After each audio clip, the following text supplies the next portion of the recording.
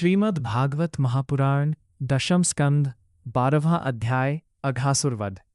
दशम स्कंद का 12वां अध्याय भगवान श्री कृष्ण की अद्भुत बाल लीलाओं में से एक अघासुरवध का वर्णन करता है। यह अध्याय भक्तों की रक्षा और भगवान की अनंत शक्ति को दर्शाता है। 1. कंस की चिंता।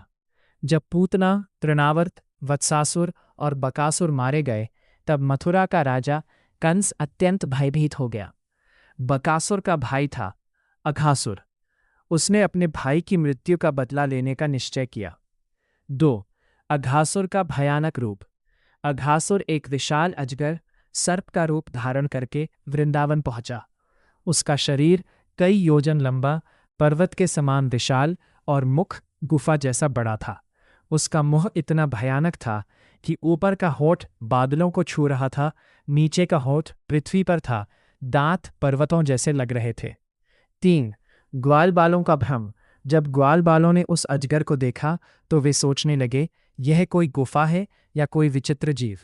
कुछ बालकों ने मजाक में कहा, यदि यह सर्प हुआ तो कृष्ण हमारी रक्षा करेंगे। भगवान कृष्ण सब समझ गए कि यह दैत्य है। 4. ग्वालबाल सर्प के मुंह में प्रवेश करते हैं। भोले ग्वालबाल खेलते हंसते उस विशाल मुंह के अंदर चले गए। बछड़े भी उनके साथ अंदर चले गए। अघासुर इंतजार कर रहा था कि कृष्ण भी अंदर आए। 5. भगवान कृष्ण का प्रवेश। जब कृष्ण ने देखा कि सभी मित्र अंदर जा चुके हैं और वे संकट में हैं, तब भगवान स्वयं भी सर्प के मुंह में प्रवेश कर गए। 6. अघासुर वध। जैसे ही कृष्ण अंदर पहुंचे, अघासुर ने मुंह बंद कर लिया।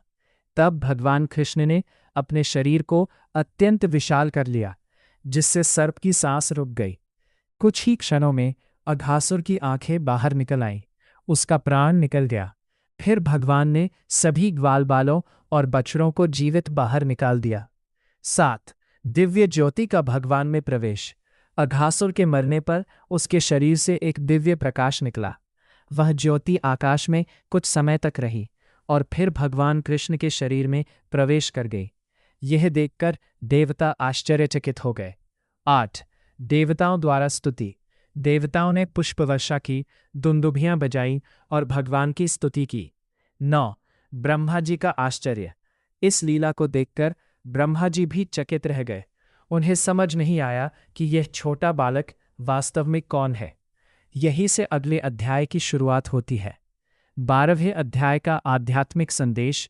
भगवान भक्तों की रक्षा अवश्य करते हैं। ग्वालबाल संकट में थे, लेकिन कृष्ण ने सबको बचा लिया। भगवान साधारण नहीं है, वे स्वयं परम ब्रह्म हैं। भगवान दुष्टों का भी कल्याण करते हैं। अघासुर जैसे दैत्य को भी भगवान ने मुक्ति प्रदान की। दशम स्कंद 13वां अध्याय ब्रह्मा विमोहन लीला। यह अध्याय अत्यंत रहस्यमय और दिव्य है। इसमें बताया गया है कि स्वयं ब्रह्मा जी भी भगवान कृष्ण की माया से मोहित हो गए। वन भोजन लीला।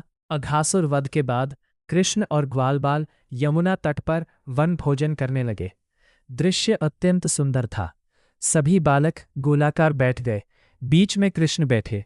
सभी अपना भोजन बांटकर प्रेम से खाने लगे। भगवान हंसी मजाक करते हुए भोजन कर रहे थे। 2. ब्रह्मा जी का भ्रम। ब्रह्मा जी सोचने लगे, क्या यह वास्तव में परमेश्वर है? उनकी परीक्षा लेने के लिए उन्होंने सभी बछड़ों और ग्वालबालों को अपनी माया शक्ति से छिपा दिया। 3. कृष्ण सब समझ जाते हैं। भगवान कृष्ण तुरंत समझ गए कि यह ब्रह्मा जी की लीला है। तब भगवान ने स्वयं सभी ग्वालबालों और सभी बछड़ों का रूप धारण कर लिया। अब हर बालक कृष्ण थे, हर बछड़ा कृष्ण थे। 4. पूरे 1 वर्ष तक लीला। पूरा 1 वर्ष तक माता पिता, गायें और वृंदावनवासी इन कृष्ण रूप बालकों और बछड़ों के साथ रहे, लेकिन उन्हें पहले से भी अधिक प्रेम अनुभव होने लगा, क्योंकि वास्तव में वे सब स्वयं भगवान थे। 5.